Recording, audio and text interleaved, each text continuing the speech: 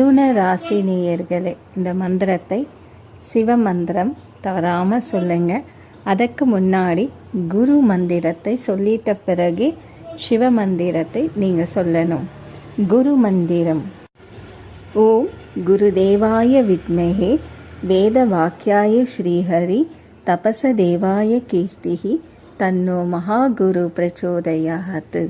குரு மந்திரம் சொல்லிட்ட பிறகு சிவ மந்திரம் எவ்வளோ முறைனா நீங்கள் சொல்லிட்டு வரலாம், ரொம்ப நல்லது. ஓம் சிவாய நம. சங்கர மகாதேவ சம்போ சங்கரா. மகாதேவாய நமோ நமஹ. சிவசக்தியே நமோ நமஹ. இந்த மந்திரத்தை தவறாமல் தினசரி சொல்லிட்டு வாங்க. கண்டிப்பாக உங்கள் வாழ்க்கையில் நீங்கள் பல மாற்றத்தை நீங்கள் பார்க்கலாம்.